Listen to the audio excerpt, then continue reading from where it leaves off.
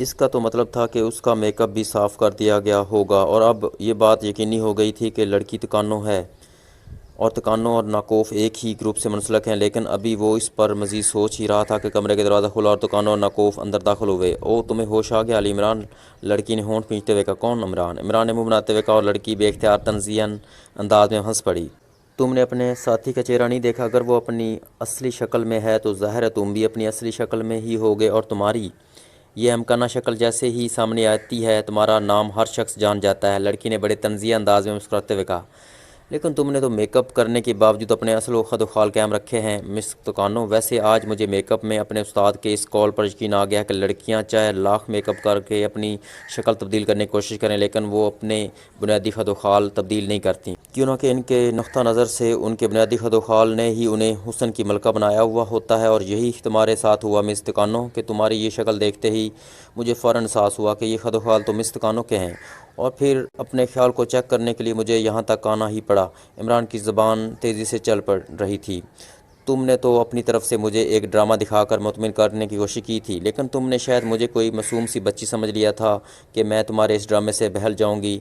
मुझे मालूम है कि सीक्रेट सर्विस का चीफ किसी के सामने नहीं आता, लेकिन तुम्हारे इस हबशी ने जब उस तरह चीफ को बुलाने की बात शुरू कर दी जैसे वो सीक्रेट सर्विस के चीफ की बजाय किसी राह जाते गधागर को बुलाने की बात कर रहा हो, तो मैं समझ गई कि तुम्हें मुझ पर कुछ शक हो गया और तुम इस बहाने मेरी असलियत सामने लाना चाहते हो। बहरहाल तुम्हें तो इस ड्रामे से तो कोई फ़ायदा हुआ या ना हुआ, अलबत्ता मुझे ये फ़ायदा ज़रूर हो गया कि तुम्हारा एक अहम तरीन अड्डा मेरी निगाहों में आ गया।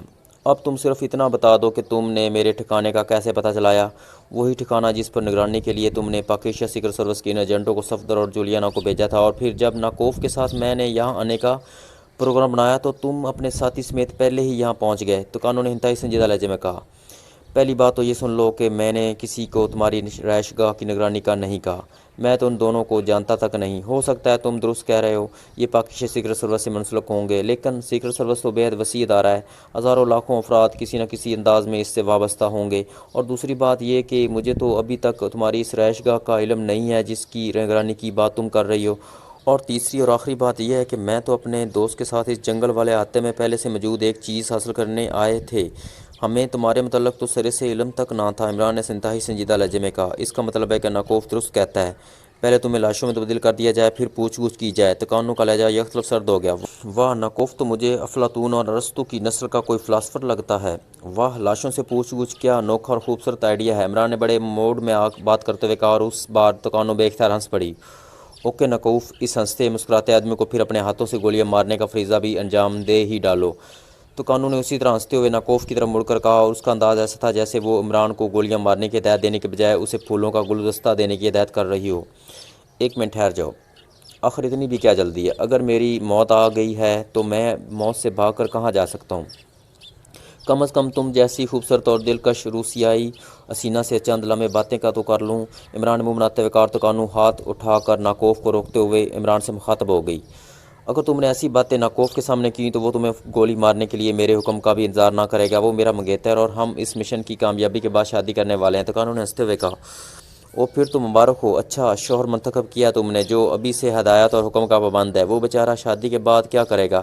बहरहाल मैं ये पूछना चाहूँगा कि आखिर तुम जैसी केजीबी की स्पेशल एजेंट और ये नाकूफ़ जो शायद रेड आर्मी का एजेंट है, तुम अब इस कदर लो स्टैंडर्ड हो चुके हो कि अब तुमने मनशियात की स्मगलिंग शुरू कर दी है। अगर ऐसी ही बात थी तो मुझे बताना था, मैं खैरात की कुछ रकम तुम्हारे अकाउंट में जमा करा देता। इमरान ने मुंह बनाते हुए कहा। तकानू, इसकी बकवास मैं बर्दाश्त नहीं कर सकता। यकतलफ नाकूफ़ ने गुस्से की शिद्दत से चीखते हुए कहा। जब आदमी को मौत का यकीन हो जाए तो वो इसी तरह की बहकी बातें शुरू कर देता है, इसलिए तुम परवाह ना करो। हाँ अली इमरान साहब, असल बात यह है कि केजीबी का स्मगलिंग से कोई ताल्लुक नहीं है। ये रेड आर्मी के चीफ के अपने जहन की पैदावार है।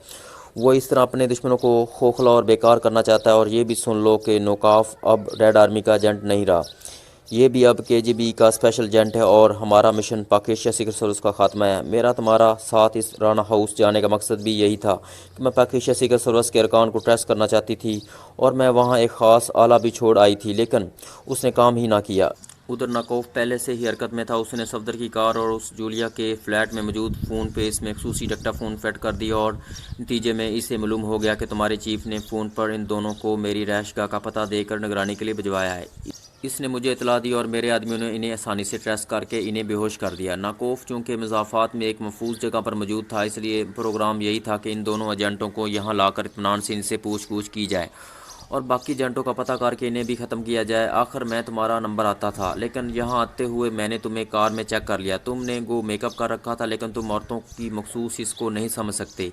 मैंने एक नज़र देखते ही तुम्हें पहचान लिया था। इसके बाद तुम दोनों को भी आहते में आए तो मेरा शक यकीन में बदल गया और नतीजा तुम्हारे सामने है। अब तुम्हारे खात्मे के बाद इन दोनों एजेंटों के ज़रिए पाकिस्तान सीक्रेट सर्विस के दूसरे एजेंट ट्रेस करूँगी और फिर इनका खात्मा और हमारा मिशन मुकम्मल हो जाएगा। तकानों ने तफसील बताते हुए कहा, वह ऐसे कहते हैं एजेंटी कि यहाँ खड़े खड़े तुमने मिशन भी मुकम्मल कर लिया। मोहतरमा तकानो साहबा, अगर इसी तरह बातों से इस सीक्रेट एजेंटों के मिशन मुकम्मल होना शुरू हो जाएं तो फिर शायद कोई मिशन कभी नाकाम ही ना हो। मेरा ख्याल है तुम दोनों यहाँ अकेले हो। इमरान ने मुस्कुराते हुए कहा, हाँ, मगर तुमने कैसे मालूम कर लिया? तकानो ने चूं कर कहा, आसान सी बात है, मज़ाफ़ात की कोठी हो और होने वाले मियाँ बीवी हों तो फिर कबाब में हड्डी कौन बर्दाश्त कर सकता है? इसका मतलब है रेड डॉट से तुम्हारा या नाकोफ का कोई तल्लक नहीं रहा। इमरान ने मुस्कुराते हुए कहा, तकानो इसकी ज़बान इस तरह चलती रहेगी, क्यों वक्त ज़ाया कर रही हो? नाकोफ ने होंठ खींचते हुए कहा, हाँ, वाकई काफ़ी वक्त ज़ाया हो गया है। ओके फायर, तकानो ने यकतरफ संजीदा होते हुए कहा और नाकोफ ने हाथ में पकड़े हुए रिवाल्वर का रुख इमरान की तरफ करके ट्रैगर दबा दिया। गोली चलने के ज़ोरदार धमाके से कमरा गूंज उठा, लेकिन दूसरे लम्हे नकोफ और तकानो दोनों चीखते हुए उछलकर पश्त के बल फर्श पर जा गिरे। गोली चलने से एक लम्हे पहले इमरान कुर्सी से जंप लेकर साइड में जा खड़ा हुआ था और गोली कुर्सी पर पड़ी थी, और फिर उससे पहले कि वो संभलते इमरान भूखे उकाब की तरह उन दोनों से जा टकराया और वो दोनों ही चीखते हुए उछलकर पुश्त की बल नीचे जा गिरे। उन दोनों के हाथों से रिवाल्वर निकल गए थे। उसी लम्हे इमरान यकतरफ फ़ज़ा में उछला और उस बार तकानो और नकोफ दोनों के अलग से ऐसी चीखें निकली जैसे चूँकि साथ ही उनके जिस्मों से रूहें भी साथ ही बहर आ रही हों। इमरान ने वाकई इंतहाई महारत से उठते हुए नाकोफ और तकानो को उछलकर बूट की भरपूर ज़रबें लगाई थीं और उसके साथ ही उसका जिस्म फ़िज़ा में कलाबाजी खाकर सीधा हो गया।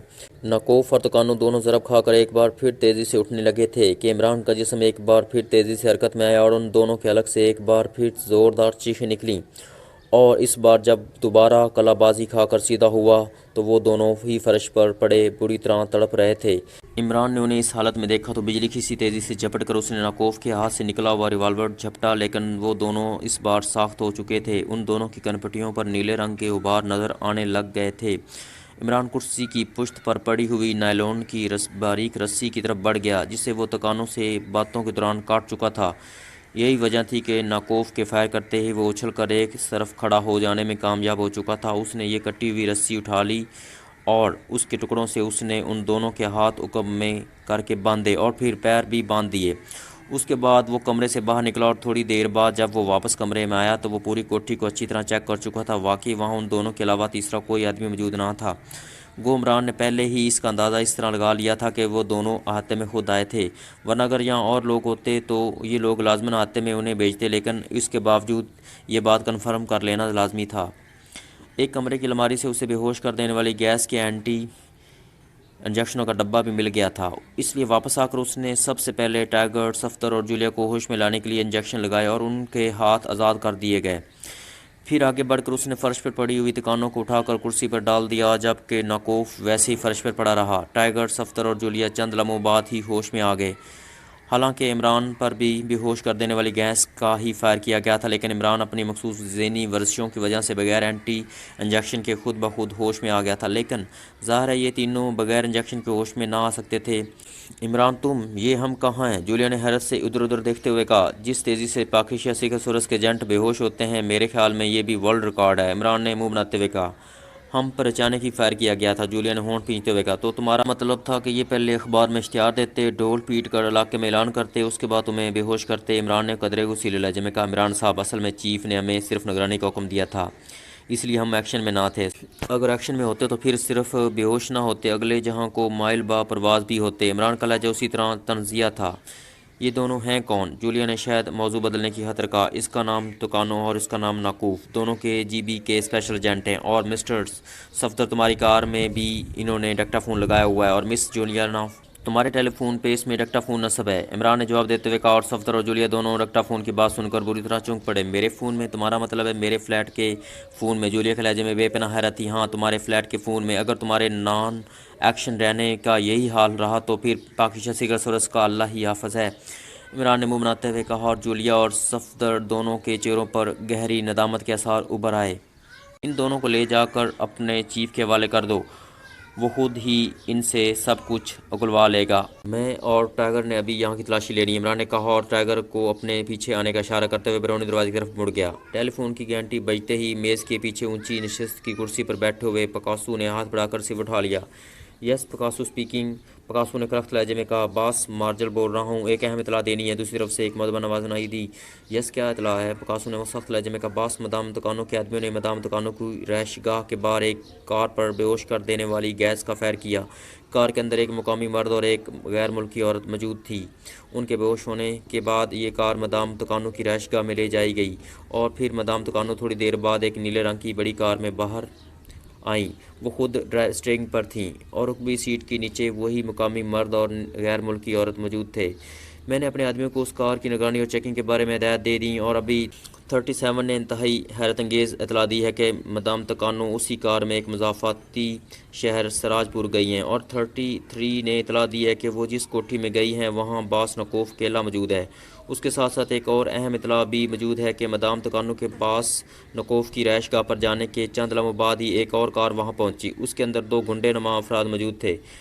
वो बास नकोफ की कोठी के उकबी सिमत एक दरख्त के ज़ख़ीरे वाले अहाते में दाखिल हुए। उसके बाद बास नकोफ की कोठी के अंदर से उन पर बेहोश कर देने वाली गैस फायर की गई और उनके बेहोश होते ही बास नकोफ और मदाम तुकानो दोनों उकबी तरफ आए और उन दोनों को उठाकर कोठी के अंदर ले गए और अब वो अंदर ही मौजूद हैं। मार्जर ने तेज़ तेज़ लहजे में पूरी तफसील बताते हुए कहा, ओह, इसका मतलब है कि मदाम तुकानो की बाकायदा निगरानी हो रही थी और उन्हें ट्रैप किया गया है।